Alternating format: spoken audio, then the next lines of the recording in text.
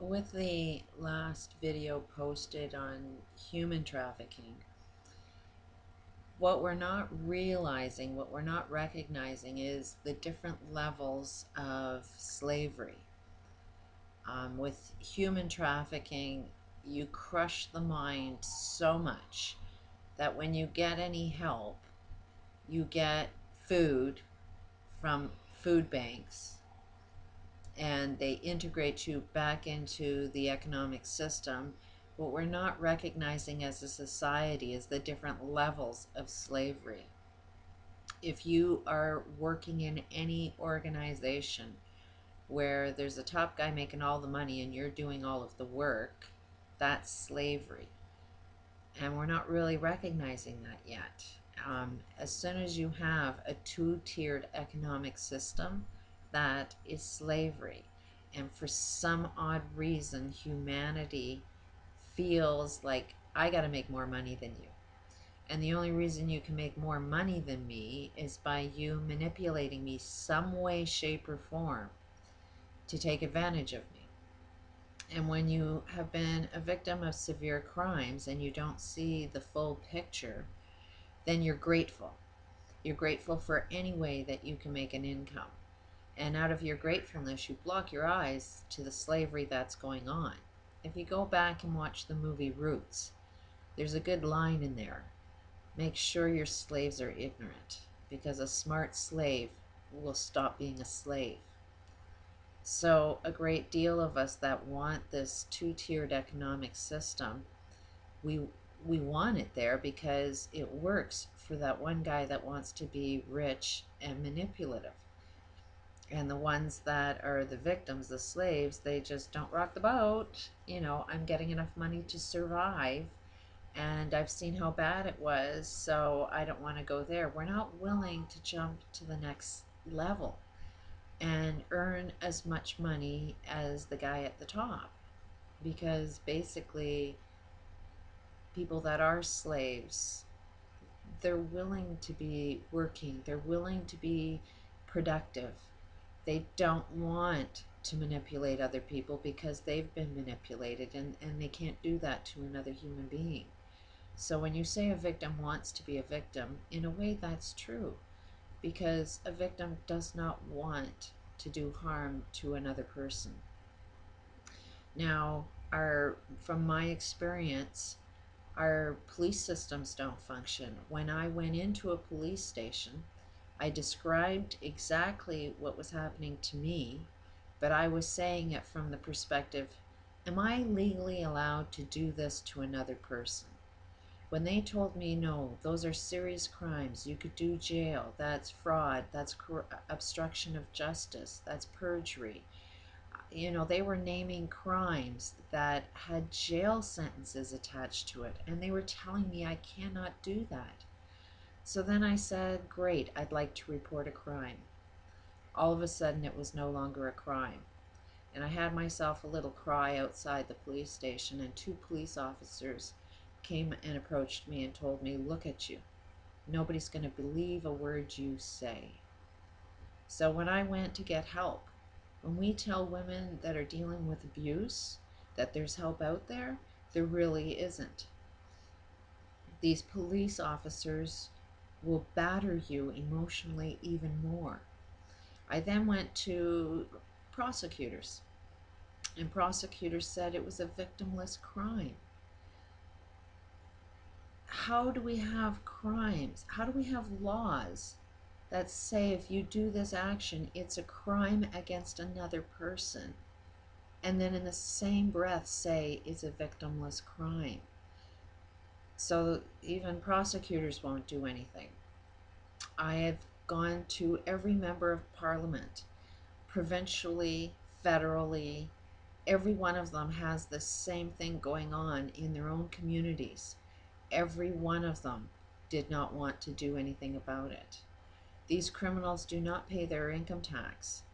So I presented proof over and over again to Revenue Canada. And Revenue Canada said it's not cost effective for us to do anything.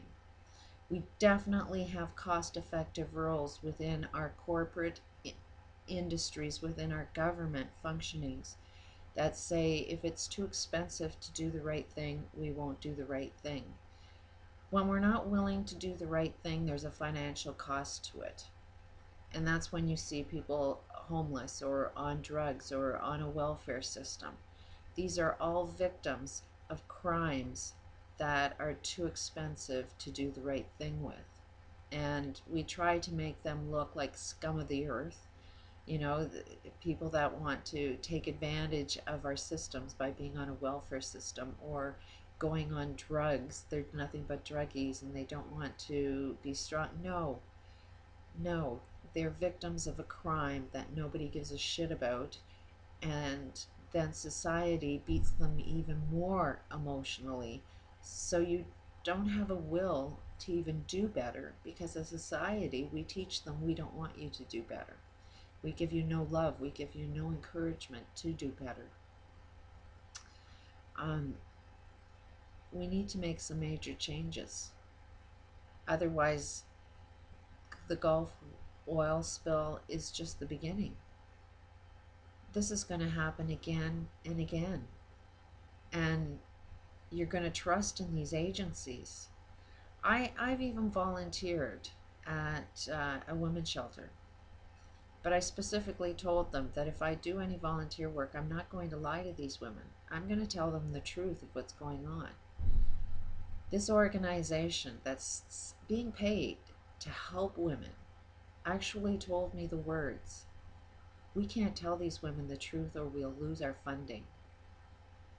That has been my experience. All of these organizations cannot tell the truth, otherwise they lose their funding. They're being funded by the criminals that are creating this situation in the first place, and we can't recognize that yet. I can't even volunteer in any organization that helps people because they're not out there to help people. They're out there to earn a living off of pretending to help other people. And we're not seeing that big picture yet. So please, I'm begging you, make a video on, do you want your life back? Let's see how many of us are starting to wake up to things need to change.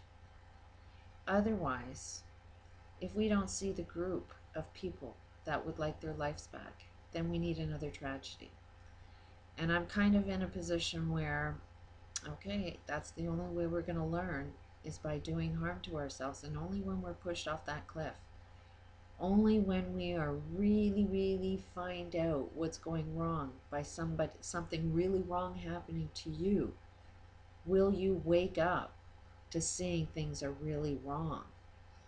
If it means that we need another bigger tragedy, then sadly that's what's going to happen. And it's going to happen over and over and over until it affects the majority of people on this planet. And what catastrophe needs to happen that affects the whole entire planet? That's where we're headed. Look at this Mayan calendar. You know, we're saying that it's going to be our destruction, or it's going to say that we're going to have this big awareness. We have a choice to stop this and make this an awareness where we all become aware of what's going on. Or we wait until there's a tragedy that destroys the entire planet. And then, yeah, it will be a catastrophe. But our future is in our hands.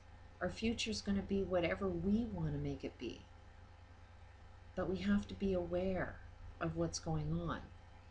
When you see branding of any product, they have gone through an education system to learn how to manipulate the subconscious mind to get people to buy your product.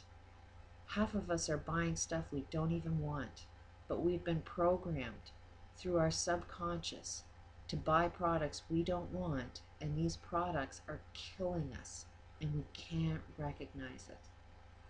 Do you want your life back? I'd love to hear from you.